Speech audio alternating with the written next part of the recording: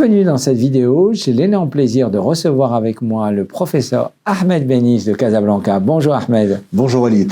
Alors aujourd'hui, j'aimerais que tu nous dises la question facile, mais difficile, c'est pas si facile que ça. Est-ce que le cardiologue doit ou peut traiter le diabète, tout simplement? Je défends cette position dans une controverse dans laquelle je pense que le cardiologue regarde le diabétique comme un patient à risque cardiovasculaire. Stratification du risque cardiovasculaire. Et ce qui est important pour le cardiologue, c'est d'abord diminuer l'incidence, la gravité des événements cardiovasculaires, en particulier les événements cardiovasculaires majeurs, infarctus, accident vasculaire cérébral, insuffisance cardiaque, insuffisance rénale. Alors que peut-être que le diabétologue devrait aller plus dans cette optique où certains diabétologues, je dirais, sont plutôt centrés sur la glycémie, sur l'hémoglobine glyquée. Alors pourquoi il y a eu un changement ces dernières années? Parce que en 2015, la FDA a demandé que les nouveaux antidiabétiques aient une sécurité cardiovasculaire. Mieux encore, ils ont une protection cardiovasculaire. Et nous avons deux grandes familles, les SGLT2, qui ont aujourd'hui un arsenal thérapeutique extrêmement important pour les cardiologues, pour les néphrologues, pour les diabétologues, qui ont démontré, la protection des événements cardiovasculaires, et ils sont aujourd'hui un traitement majeur de l'insuffisance cardiaque, de l'insuffisance rénale.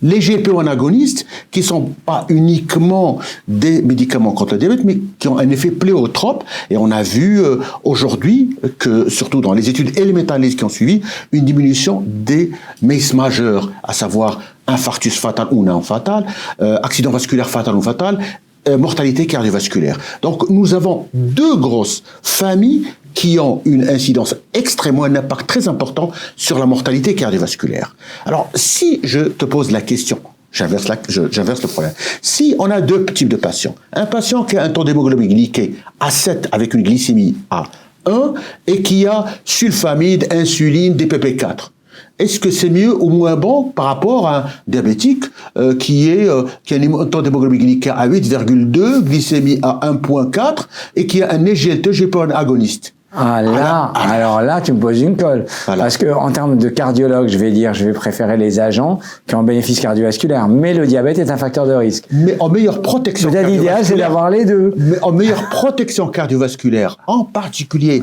atteinte macrovasculaire, c'est celui qui est sous SGLT, GLP-1 agoniste. Donc aujourd'hui, il y a un nouveau paradigme, c'est-à-dire de mettre les traitements qui ont un impact fort sur le système cardiovasculaire, qui diminue la mortalité et morbidité cardiovasculaire. Deuxièmement, qui ont peu d'effets d'hypoglycémie. Troisièmement, qui vont plus protéger cœur, artères et reins.